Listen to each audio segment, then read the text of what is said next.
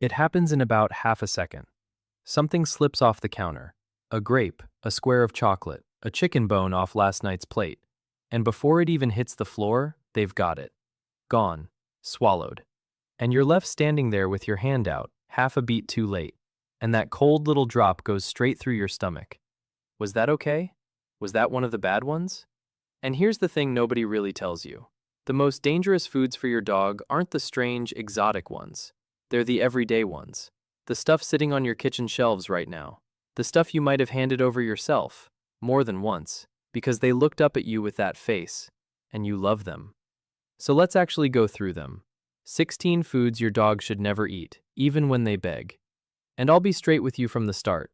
A couple of these you're probably giving your dog on purpose, thinking you're being kind. At least one can quietly do its damage for hours while your dog looks completely, perfectly fine.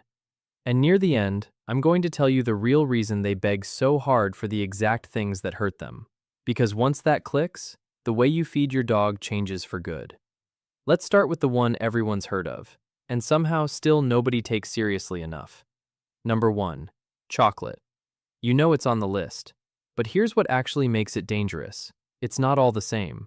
Chocolate's got a chemical in it called theobromine, and a dog's body just can't clear it the way ours can, so it builds and builds. Racing heart, shaking, vomiting, seizures. And the rule most people have completely backwards. The darker it is, the worse it is.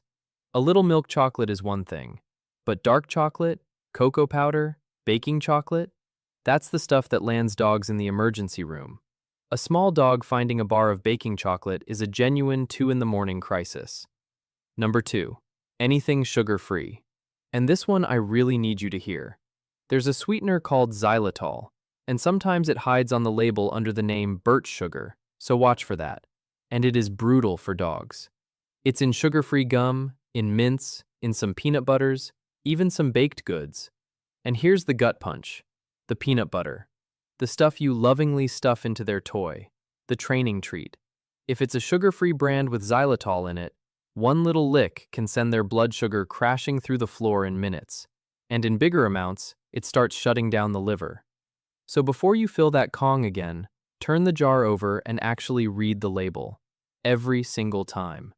And honestly, if the why behind this stuff is what you came for, not just a list but what's really happening inside your dog, come sit with us. That's what we do here, every week. Just subscribe. Number 3. Grapes and raisins. And these ones scare even the vets. Because a grape looks like nothing. Sweet, tiny, harmless. But in some dogs, it shuts the kidneys down cold, sometimes within a day. And the maddening part? For years, nobody could even explain why. We now think it's the tartaric acid in them, and there is no safe number. One dog wolfs down a handful and shrugs it off. Another eats 2, and it's an emergency. Raisins are worse because they're concentrated. So that oatmeal raisin cookie you'd never think twice about, keep it nowhere near them. Number 4. Onions and garlic. This is the sneaky one because it's hiding in everything. Onion, garlic, leeks, chives, raw, cooked, and especially in powder form. They quietly go after your dog's red blood cells, and bit by bit, they wear the blood down until your dog goes weak and tired and pale. And it's slow. Your dog can seem totally fine today and be really struggling 3 days later, and you would never connect it to that garlicky leftover you shared on Tuesday. And garlic's even stronger than onion, spoon for spoon. So all that "a little garlic is actually good for dogs" advice floating around online? Please, don't. Number 5. Macadamia nuts. Strange but true, this one specific nut does something bizarre to dogs. Within about half a day, their back legs go wobbly. They get shaky, feverish, sick to their stomach. It looks genuinely terrifying. Most dogs pull through in a day or two, but it's a miserable, frightening ride you never want to put them through. And most nuts, frankly, are just a bad idea anyway. Too rich, too fatty, way too easy to choke on. Number 6. Coffee. Tea, energy drinks. Caffeine hits a dog a lot like chocolate does. It's the same family of chemical, but faster. A half-finished mug left on the coffee table, a chewed-up tea bag, a mouthful of coffee grounds out of the bin, and their little heart just takes off, racing, jittery, trembling. What barely gets you going in the morning can completely overwhelm them. Number 7. Alcohol. And I don't just mean the obvious spilled drink, though yes, that too. It hits their brain and their body hard and fast, far harder than it ever hits us. Even a small amount can leave them wobbly, freezing cold, and struggling to function. Which leads me straight into the next one, because it's the exact same danger, from a place you would never suspect. Number 8. Raw bread dough. If your dog swallows a lump of rising dough, two awful things happen at once. That warm belly is the perfect little oven, so the dough keeps rising, swelling up inside them, stretching the stomach out. And as the yeast does its thing, it actually produces alcohol, right there in their gut. So they end up bloated and drunk at the same time. Now, plain baked bread, a nibble here and there? That's honestly fine. Just empty calories. It's the raw dough that's the real emergency. Number 9. Cooked bones. And this one surprises people because it feels so natural. A dog with a bone, right? But it's the cooked ones that are the problem. Cooking dries them out and makes them brittle, so instead of crunching, they splinter into sharp little shards. That can crack a tooth, jam in the throat, or, the real nightmare, tear something on the way through. That leftover chicken carcass sitting in your trash is one of the most dangerous things in your whole kitchen. Number 10. Corn on the cob. The corn itself? Totally fine. It's the cob.